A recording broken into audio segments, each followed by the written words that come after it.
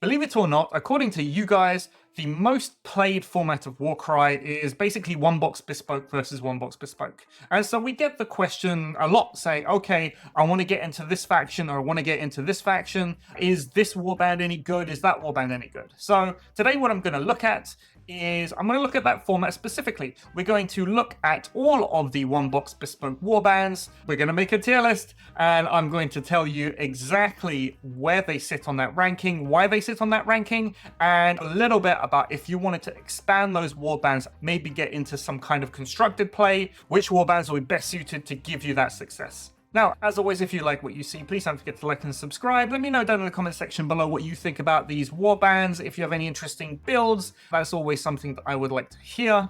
And if you want to throw some more support my way, you can join me here on YouTube, you can join me over on Patreon, you can join me over on Streamlabs. Either way, you're going to get to see behind the scenes content, stuff before it's released to anybody else, and you'll have a little bit of a say into the kind of content I create in the future. Alright then, here we are. I have all of the one box bespoke warbands down here. I've got my grading system, great even in competitive formats, so you can bring this kind of thing into an event, expect to do relatively well. I'm not saying that it'll go out and beat fully tricked out, fully designed warbands, but you know what? You'd have a decent time. ABC as normal, and then last, not even Vexmore can save it. These are reserved for warbands whose gimmick basically doesn't work. Maybe their fighters are just too expensive, maybe their abilities just aren't all that good, and are severely outclassed by the rest of these. But let's get into it. Let's start with the first one, Azyr and Trueblades. You know what? I am putting these down here.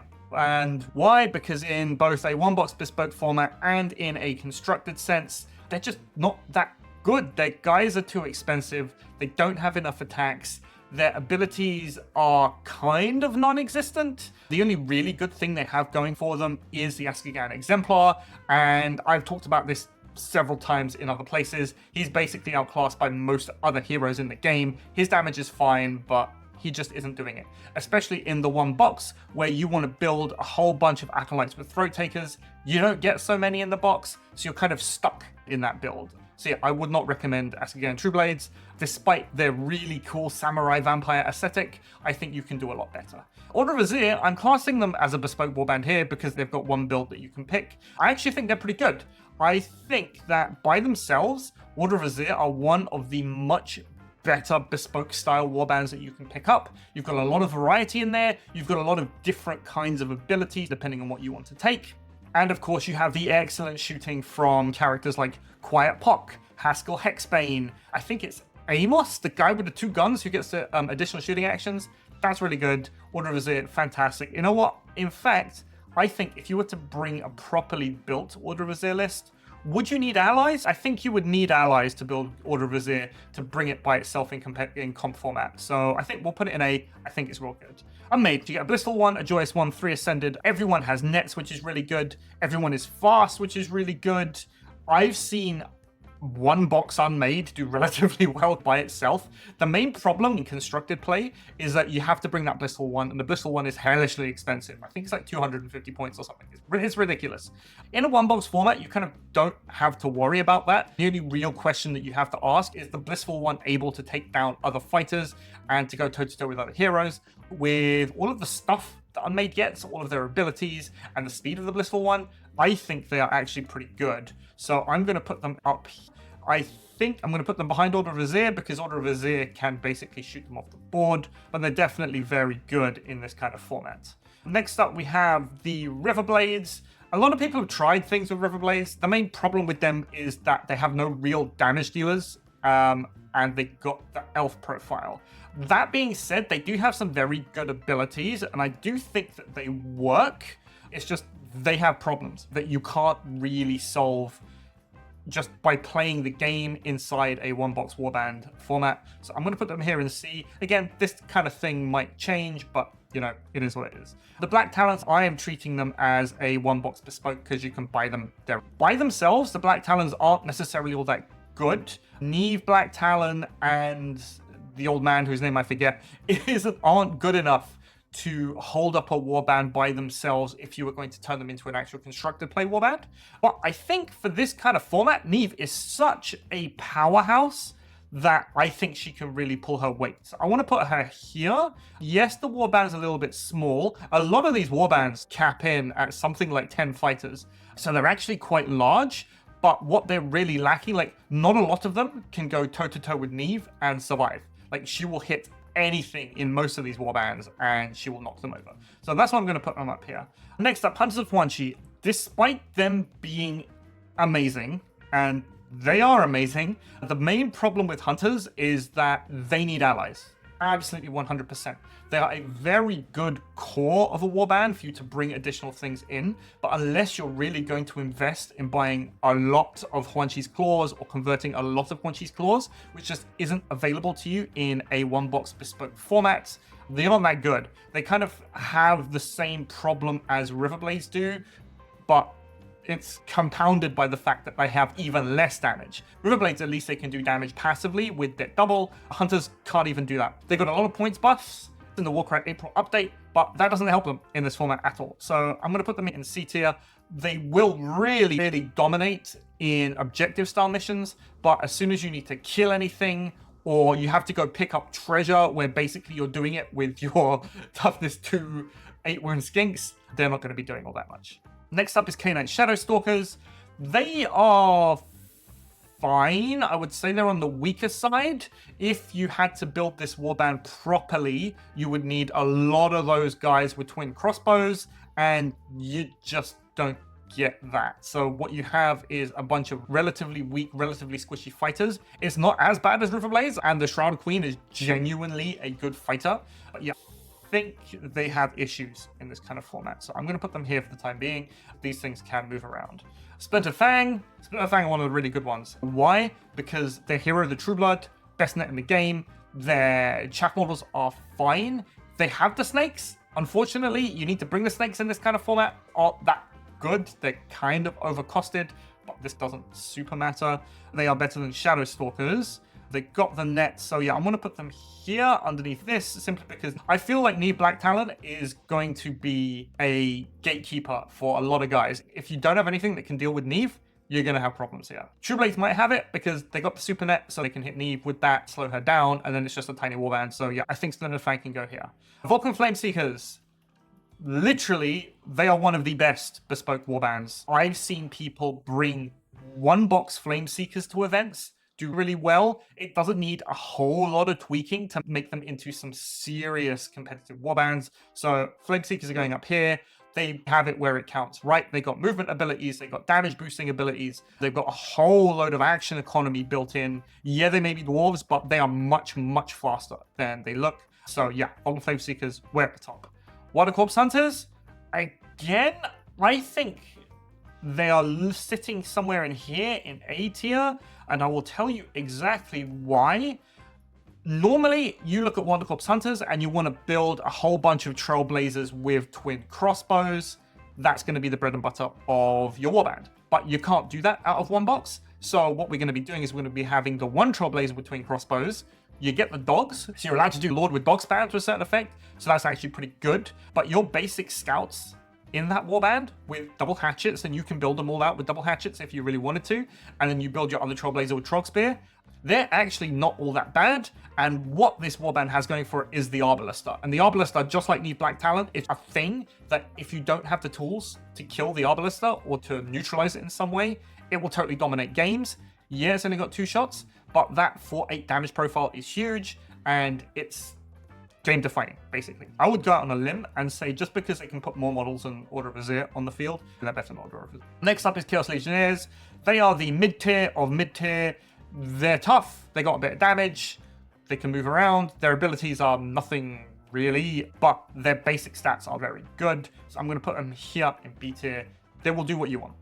Personally, they're not for me because I hate the whole aesthetic they got going on, but if you like them, they'll do good for you. Corvus Cabal, okay, massive buffs recently.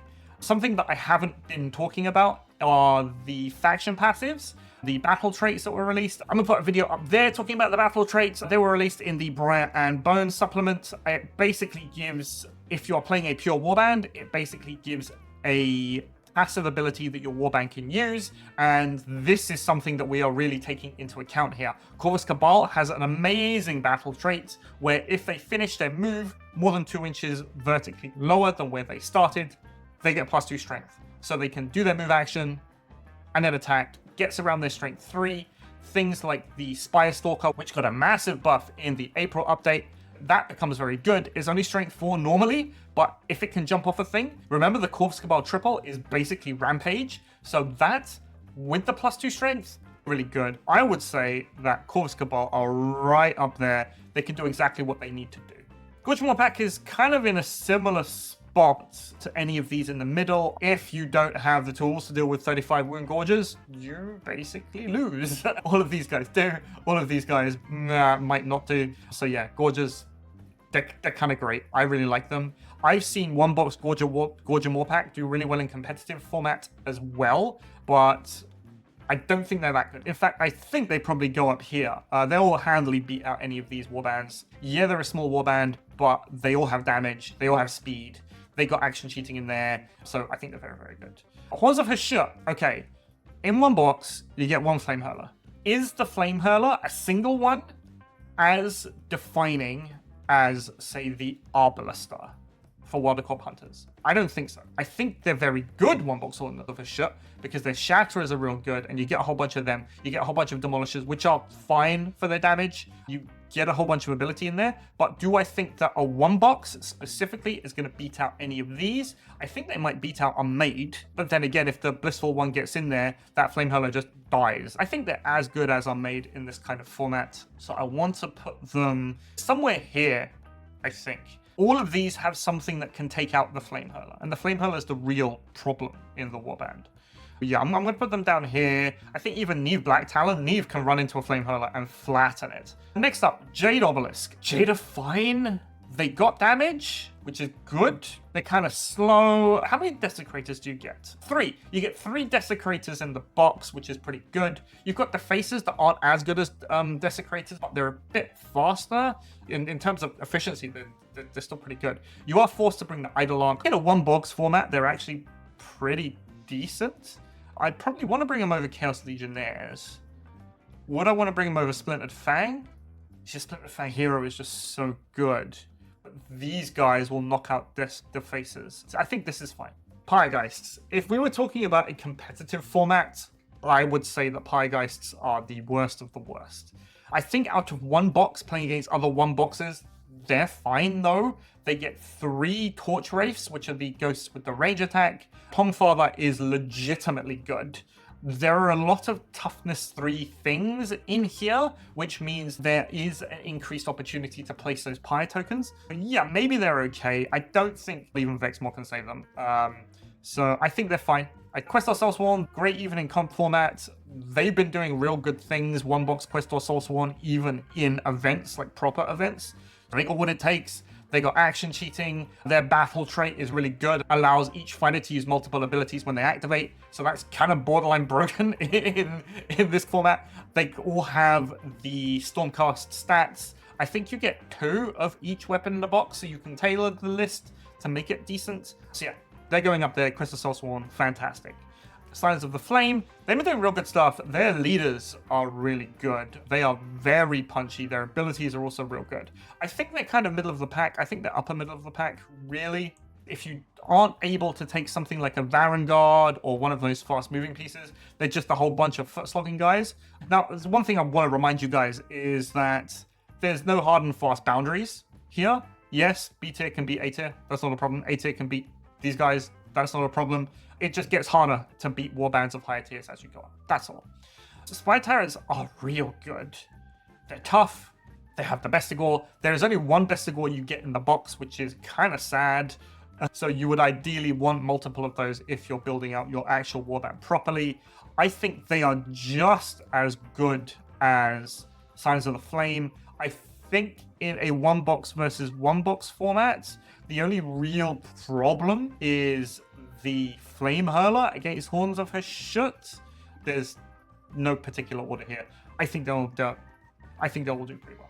Tarantulos Brood. They got the spiders, which aren't that good. They do get to resurrect the spiders, though, which is a very strong mechanic in objective missions, especially in this kind of format where that mechanic basically doesn't exist. They are the de facto Soulblight Great Roars style warband.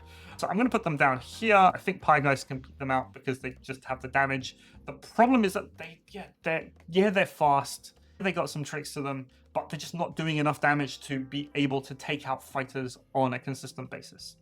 Next up, Bone Centaurs. I think they are mediocre. I'm not going to lie. Their leader is fine. Their medium guys are fine. You only get 2 of them. The dogs and the harpies are kind of slow. Mediocre is what I can say to that. The Twistweald. I think the Twistweald, so they're fairly new. Not many people have got a lot of games in with them. On paper, they look fine. I'd want to take the Twistweald over something like the Pyregheists or the Bone Centaurs.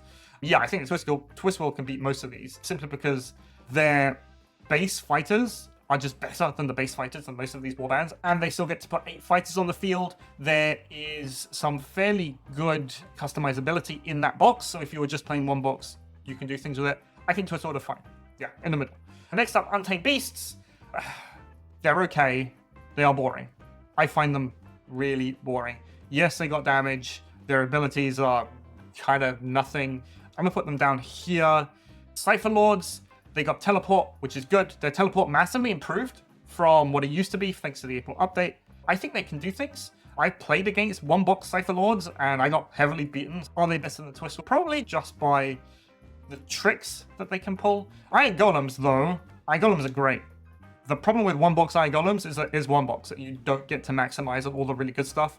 They have the biggest single fighter, apart from the Blacktalon. They've got the Ogre Breacher, which is really good. And again, not many of these warbands will have the ability to take down the Ogre Breacher. So I'm going to put them up here, A tier. I think they're fantastic. Kruleboyz, though, way up here. Great even and competitive. We've seen one-box Kruleboyz. Their gimmick is really good. Each of their individual, is it Gut Rippers? I think Gut Rippers. Each of those guys with all the different weapons, all of their abilities are fantastic. They just have damage going for them.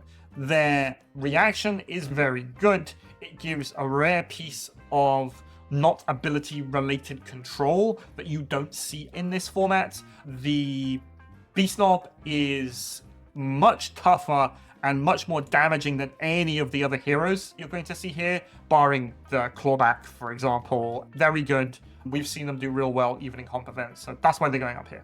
Raw Beast Flayers, one box. Ideally, you want double Baron, but you don't have double Baron in one box. I still think with the one Baron, they're pretty good. They have the ability to do damage outside of actually attacking, which is real good with their leader. They can kind of swarm the field. Their Gorger Squires, despite not being super flashy, I think are fine in this kind of format. Their dogs are okay. It does mean that you're not going to have as many ghoul trackers as you would normally build otherwise if you're playing this warband properly, but it's still 10 man for just by itself. I think it'll be fine. I think they're okay. Claws of Karanak, though, wow, they have issues. Their basic guys just aren't damaging enough. Their gimmick in pack tactics just isn't good enough. Their only really good damaging piece is their Lord, but you only get one of that in the box. I think any of this stuff beats them out. Even Horns of Haunchi, simply because they can stay at range, and if these guys aren't killing you in combat, they're basically not doing anything. Their abilities aren't that good. Their stats are mediocre. They're all toughness 3, so most of this stuff will be winning on 3s or 4s. That's the problem with Claws of Karanak. And lastly, we have Darkoath. They're not a warband. Okay, they're not a bespoke. They're not going in here. Anyway, this is it. This is my tier list for a one-box bespoke warband format. Any of these guys right at the top, they will do well for you, even if you wanted to bring them into actual competitive events. If you wanted to bring any of this into competitive events, and you wanted to use them as a base for your warbands, if you wanted to, say, bring in some allies, or you wanted to bring in some Bladeborn, anything in the top 2 or 3, like top half here, is really good for that. You can happily do that. If you wanted to look at the stuff down in C tier, Hunters of Haunchi are fantastic at the base of a warband, but by themselves, I don't feel like they really do it, simply because they don't have the damage and they are super squishy. There is one really good build with Khainite Shadowstalkers, which is just all double crossbow guys, but If you wanted to do that, you can play Wildercorps instead, and they basically do it better. If you are an Askigan Trueblade lover or Dogman, I'm sorry. They're at the bottom there for a reason. Even if you bring allies in, the allies are going to be doing all the work for them, and they're not going to be really doing anything else. That is it for me for today. Thank you very much for watching. I'm going to put down this tier list. It's going to go into my blog. You'll be able to see that there if you just wanted a handy reference. I'm going to put the link up there. I'm going to put the link down in the description so you guys will be able to check that out. If you got anything to say about this, if you think that some of my placements are a bit wrong or a bit weird, let me know down in the comments. I'd love to hear that. But yeah, anyway, thank you as always. I've been Itan, and this has been Off Meta Musings, and we will see you next time.